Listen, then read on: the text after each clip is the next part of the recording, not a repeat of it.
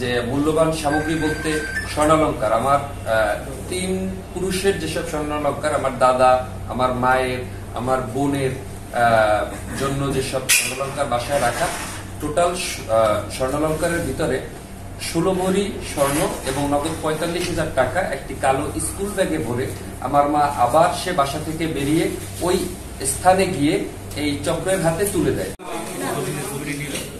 Press briefing করার উদ্দেশ্য হচ্ছে বরিশাল সিটিতে শয়তানের নিঃশ্বাস বা ডেভিলস ব্রেথ চক্রের দৌরাত্ম্য ও আইন শৃঙ্খলা পরিস্থিতি রক্ষায় জরুরি পদক্ষেপের আহ্বান করছি। এজন্যই আসলে এই প্রেস বিজ্ঞপ্তি আমি দেখেছি। মূলত আমি একজন ভুক্তভোগী। গত 20 তারিখে তাকে থামায় একজন, আরেকজন একটু দূরে দাঁড়ানো থাকে। তাকে ওই পর্যন্ত কোনো একটা কথা বলে যে একটু আসুন, কথা শুনুন, আপনার একটু দেখেন, চিনতে পারেন কিনা, এরকম ভাবে তাকে ওই পর্যন্ত নিয়ে যায়। নিয়ে যাওয়ার পরে এই 2 জন চক্রের এই 2 সদস্য এরা নিজেদের ভিতরে কিছু কনভারসেশন করতে থাকে এবং এই টাইমটা স্পেন্ড করতে থাকে যাতে এই শয়তানের নিঃশ্বাসটা ভুক্তভোগীকে দিতে পারে। এবং 5-7 মিনিট বা আরো 3-4 মিনিট এরকম সময় যায় যাতে হচ্ছে এই জিনিসটা ওই ভুক্তভোগীকে এমন ভাবে বায়াস্ট করে ফেলে যে ওই ব্যক্তি যে কমান্ড করবে সেই কমান্ড অনুযায়ী কাজ করতে থাকবে। এবং এক পর্যায়ে এরা আমার মাকে বলে, আপনার কাছে কি আছে, কি অবস্থা? তো হাতের চুড়ি এবং গলার একটি ভারী চেইন, এটা তাদেরকে ওই মুহূর্তে তাদের হাতে দিয়ে দেয়। এবং এরপরে আমার মাকে তারা কমান্ড করে বাসায় পাঠায়। বাসায় যা মূল্যবান সামগ্রী, স্বর্ণালঙ্কার এবং নগদ টাকা আছে এগুলো নিয়ে আসার জন্য। এবং ওই সময় ওই যে বাইকার যে ব্যক্তি দূরে দাঁড়ানো থাকে সে আমার মাকে ফলো করতে করতে রাস্তায় দেখে যে আসলে বাসায় যাচ্ছে কিনা বা আসতেছে কিনা, এবং ওই জায়গাটায় দারোগাবাড়ি মসজিদের সামনে ওই জায়গাটায় অবস্থান করে। এবং বাকি 2 জন ব্যক্তি পাশে জিয়া সড়ক 30 গুণনের দিকে যে রাস্তাটি, ওই জায়গাতে হচ্ছে এরা পায়চারি করতে থাকে, অপেক্ষা করতে থাকে। এরপরে আমার মা 6:42-এ বাসায় ঢোকে এবং বাসার যে মূল্যবান সামগ্রী বলতে স্বর্ণালঙ্কার, আমার 3 পুরুষের যেসব স্বর্ণালঙ্কার, আমার দাদা, আমার মায়ের, আমার বোনের জন্য যেসব স্বর্ণালঙ্কার বাসায় রাখা, টোটাল স্বর্ণালঙ্কারের ভিতরে 16 ভরি স্বর্ণ এবং নগদ 45,000 টাকা একটি কালো স্কুল ব্যাগে ভরে আমার মা আবার সে বাসা থেকে বেরিয়ে ওই স্থানে গিয়ে এই চক্রের হাতে তুলে দেয়। চক্রের হাতে তুলে দেওয়ার পর্যন্ত আমার মায়ের স্বাভাবিকভাবেই নর্মাল সেন্স ছিল না। নর্মাল সেন্স থাকলে তো একটা মানুষ এই কাজ করতে পারে না। তো দিয়ে দেওয়ার পরে তারা খুব দ্রুত, যেহেতু তারা ট্রেন এবং তারা বাইক আছে তাদের, ওই একটা ডিসকভার 100cc-র বাইকের সামনে একটা লাল স্টিকার আছে, পিছনে নাম্বার প্লেটটাই কিন্তু সাদা কাগজে হয়তো বা কোনো নাম্বার প্লেট বা এই জাতীয় ব্যাপার আমরা সিসিটিভিতে দেখতে পাই।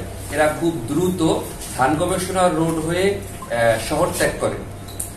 এখন আমার এই ব্যাপারটা যখন আমার ফ্যামিলির সাথে ঘটে, আমি দ্রুত থানায় অভিযোগ করি। আমার কাছে সিসিটিভি ফুটেজ দেখিয়ে জানতে পারি যে সেম এই চক্রটাই, এই 3 জন ব্যক্তি বাইক নিয়ে এরাই ওখানে ঘটনা ঘটায়।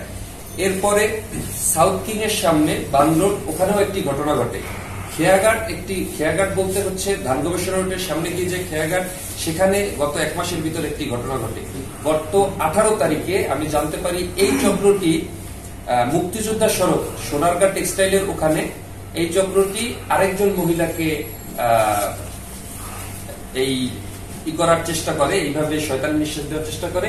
তিনি এই পাশে আছেন, কিন্তু তার বাসা দূরে থাকায় সে বাসায় গিয়ে তার সেন্স ফিরে আসে, তার আর এগুলো নিতে পারে না তারা এই অপারেশন ফেল করে।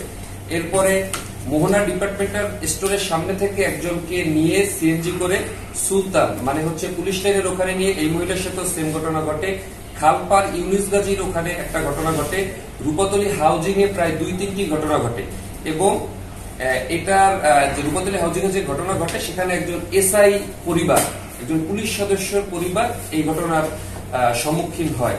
এখন সর্বোপরি আমি এতগুলো ঘটনা আজকে আমার সাথে ঘটে যাওয়ার 20 তারিখ থেকে আজকে পর্যন্ত আমি এতগুলো ঘটনা, এতগুলো ভুক্তভোগীর সাথে যোগাযোগ করেছি, আমি সিসিটিভি ফুটেজ কালেক্ট করেছি। এই এতগুলো ঘটনা যেহেতু গত 1-2 মাসের ভিতরে ঘটছে, এবং অবশ্যই ব্যাপারটা আপনারাও সাংবাদিকরা অনেকে অবগত, অনেকেই অনেক নিউজ করেছেন, আমি সেই নিউজগুলো দেখেছি। তো তো এতগুলো ঘটনা ঘটার পরে যদি প্রশাসন বা থানা পুলিশ যারা আইন শৃঙ্খলায় নিয়োজিত আছে, আপনারা জানেন সেনাবাহিনী, গোয়েন্দা সংস্থা, পুলিশ, ডিজিএফআই, ডিবি, অনেকগুলো সংস্থা আমাদের মাঠে কাজ করছে, কিন্তু গত 1-2 মাসে বরিশাল শহরে এই ঘটনাগুলো আগে কিন্তু ঘটেনি, ঘটলেও কম, কিন্তু 1-2 মাসে এতগুলো ঘটনা ঘটছে। যদি এগুলোর যথাযথ পদক্ষেপ নেওয়া যেত তাহলে এতগুলো পরিবার আমরা ভুক্তভোগী হতাম না।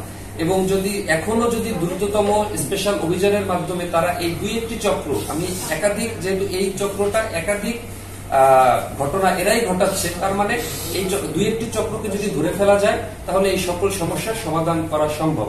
আমি থানায় অভিযোগ করি, অভিযোগের কপি আপনাদের কাছে অবশ্যই পৌঁছে গেছে এবং তারা থানা থেকে প্রাথমিক তদন্ত থেকে সত্যতা নিশ্চিত করে। আমি মেট্রোপলিটন পুলিশ কমিশনারের সাথে আজকে দেখা করি, তিনি আমাকে আশ্বস্ত করেন এইটার ব্যাপারে যথাযথ পদক্ষেপ নেওয়া হবে।